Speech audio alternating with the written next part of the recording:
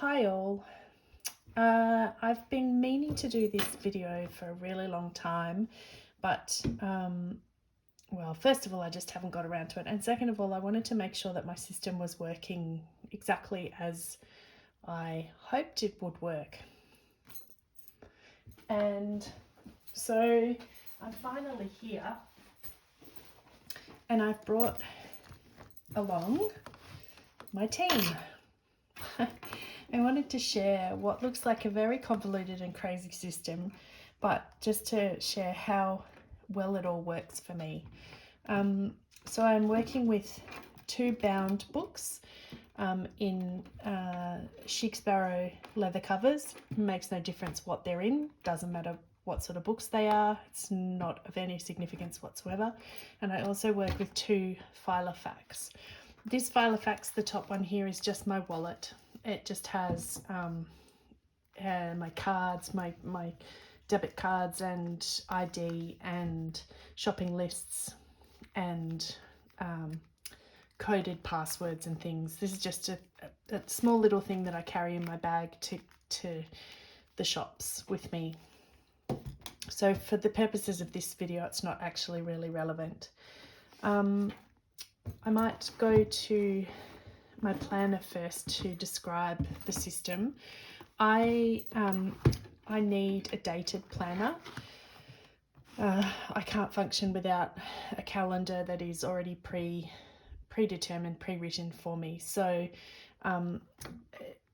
most recently I've discovered the Franklin planner, the bound Franklin planner, and it is brilliant for me because it has all of the different layouts that I like to use. It has a monthly layout, and you'll see that my planning style is very minimalist. I don't do a lot of decoration. I just get my stuff done, really.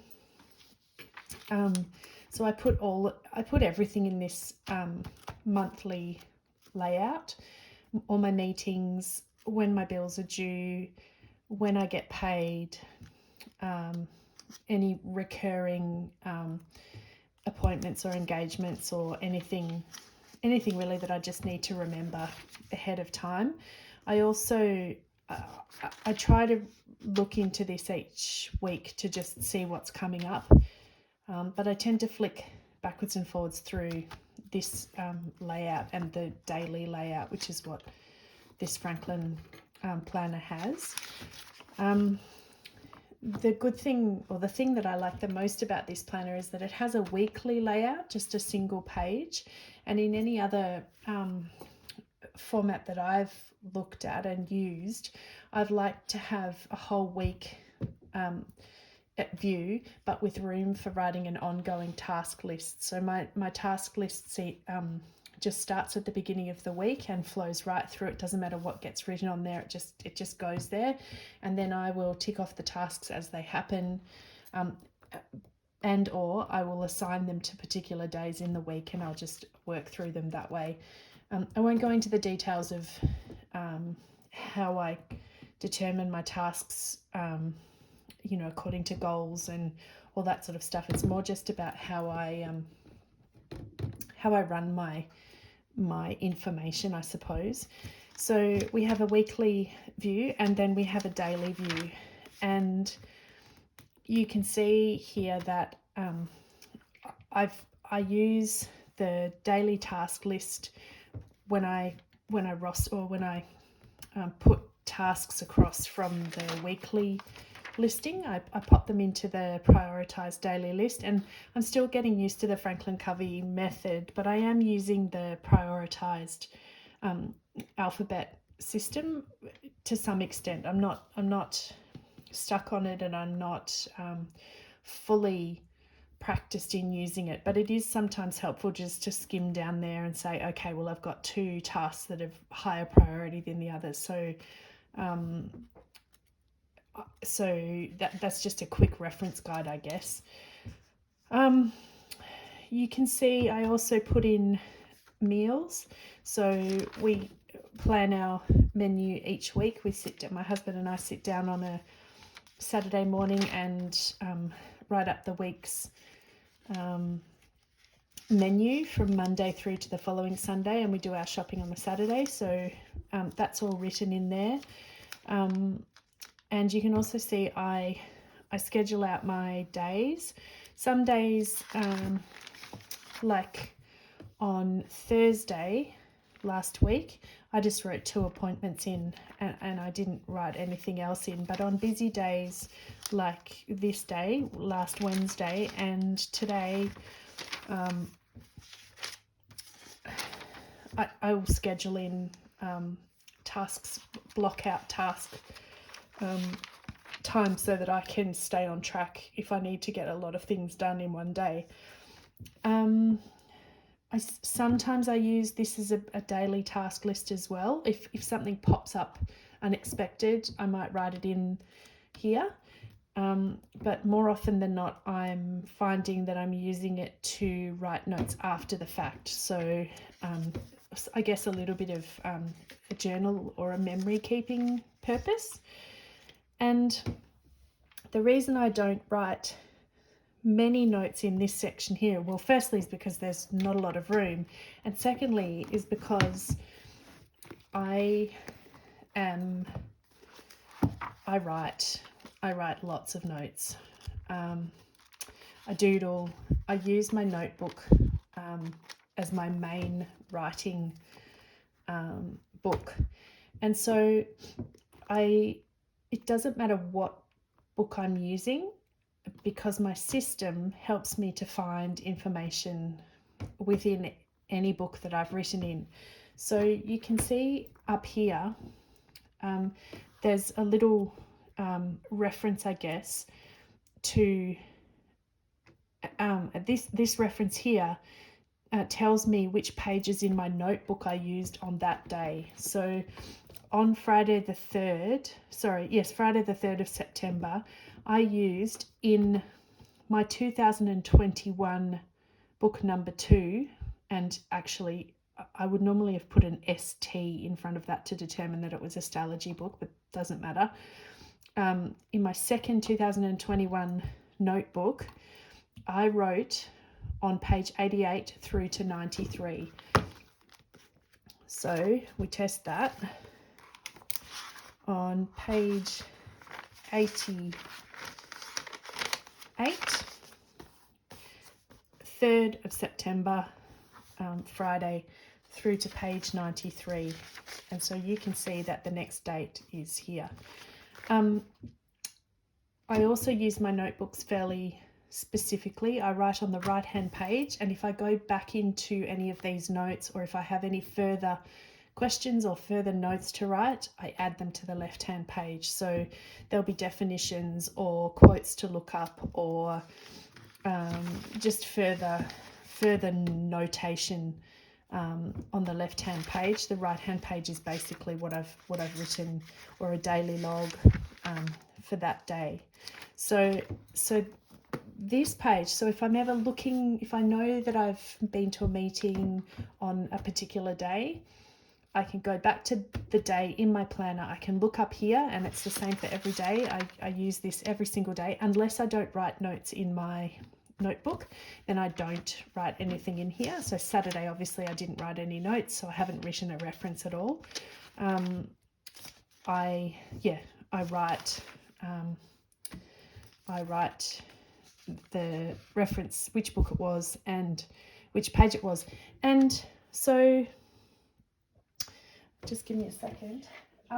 So by using this system, it doesn't matter which notebook I use. So if I run out of my B6 pages, or if I go out for a day and I just want to carry a small book, I would just write that I've got this small Stalogy, and I call this one, I think it's called A6, or Stalogy A6 2020. Book number 1. So it doesn't matter which book I write notes in, I can always find them, and I can always find the pages that the notes are on. And here's where I get even more extra special. So that's the end of the role for my dated planner. but this is where my Filofax steps in. So we have all the pages with notes in my notebook. Oh, excuse the French. Wasn't a good day. So we have all of these notes, and I'm not very good. I always leave pages for a table of contents, but I'm not very good at actually doing a table of contents. So instead of doing that, what I do is I keep an index in my personal sized Filofax. I keep just A to Z dividers, and on each under each divider I have sheets in here that tell me certain themes or certain projects that I'm working on, or plant lists, birthday dates, books to read, you know, all the things that you collections. If you're a bullet journaler, then the term collections probably resonates with you. It's the information that you feel that you're going to want to come back to at some stage, and it's interesting to me because I find that a lot of it repeats. So there's always themes through everything that I've ever written, and I've actually gone back to 2003 and earlier to index information in other notebooks that I've kept. I'm interested in family history. This one here is my grandmother, a reference to my grandmother, and some information I've written about some jewellery that I've inherited. And I would find that in my 2003 notebook on pages 6 and pages 10. So I can go to the shelves, pull out that notebook, and I know that there'll be writing in there or a photo or something in there relating to my grandmother's jewellery. So I'm just trying to think of something that I can show you quickly. I've been doing, I guess the easiest and quickest to show you is that I've been doing some study for work at the moment. So I would know to turn to L for lay preaching course. I've got the dates for that lay preaching course, and I know that in this book here on pages 69 to 81 you will find, or I will find, the notes from the lay preaching course Zoom session from 7 till 9 on the evening of September the 1st, I think it was, but it doesn't really matter because, yeah, September the 1st. So on that night, I wrote pages and pages of notes through to 81.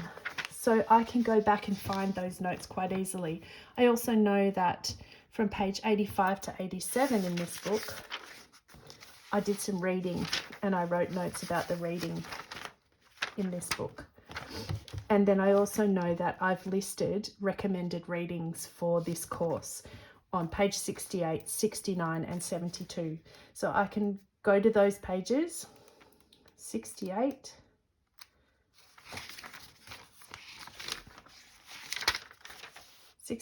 there's a book list of recommended readings here. 69, there's another reference to a book, and 72, another reference to a book. So you can see that it doesn't matter which notebook, excuse my dog's barking in the background, it doesn't matter which notebook I'm using. This is the more important, because this is actually the index to every notebook I've ever written in. If I go to R, I know that here I've got a whole lot of recipes that I've written. So I know that my A6 Stalogy on page 13 contains a recipe for Nigella Lawson meringues. So this is a system that I developed because I don't tend, although before I found Stalogy, I didn't tend to stick in any one single type of notebook. I wasn't consistent with my notebooks, and I wanted to find a way of being able to find information really quickly and or reliably. And also I do like an A to Z index. My brain thinks alphabetically, and behind each of these dividers, it doesn't matter if it's references to where information is held or if it's actually information itself. I tend not to put too much information in here, only because it'll bulk the notebook out too much. But this is Jasper, my dog, that you can hear barking, and that's his breeder information and pedigree stuff. So it doesn't matter necessarily what's behind these dividers, but it just, for me, it just makes finding information so much easier. And when you're like me and you write copious numbers of notes all over the place, this is the key to my system, really. So I hope that's been helpful. I have found it immensely helpful, and at the end of the other thing that I do, Getting Things Done system talks about a weekly review. What I do is I sit down on either a Sunday afternoon or a Monday morning, and I go through my week worth of notes, and I cross-reference, I flick through, and I pull out anything that's of interest or of particular importance and pop it into my index. So it's never too large a task. I've been trying not to leave it for longer than a week, because if it is left longer than a week, it's quite a huge job to index books full of notes.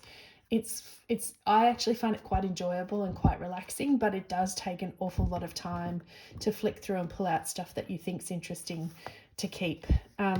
But yeah, as a weekly review, it helps you to see what you haven't done, what you have done, what you need to follow up on. It's interesting when you open up a page in the index to put something in, and I mean, I did this all on one day, but over time, notes will start to repeat themselves, and I'll find, there's a bucket list here. There's books.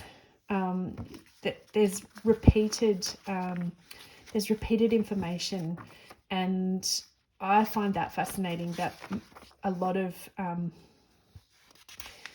things that I am interested in show up again throughout my life. I find that that's fascinating. So this is almost like a commonplace book in a way, but it's not actually the information. It's just references to where I can find the information that I've written. So I hope that that's been helpful. As I said, I've been wanting to film this video for such a long time now. I've talked about my system in the Plannerology Facebook group, and I've had people ask me questions about it, and I just haven't got myself able to articulate the system clearly. So I'm really hopeful that this has been helpful, and if you can use the system this way yourself, go for it. I think I don't know, I just find it really helpful, and it just suits the way my brain works. And after all, I think that's what planning is all about, and it's making our systems work for us. So yeah, thank you so much for watching, and I hope it's helpful. Cheers.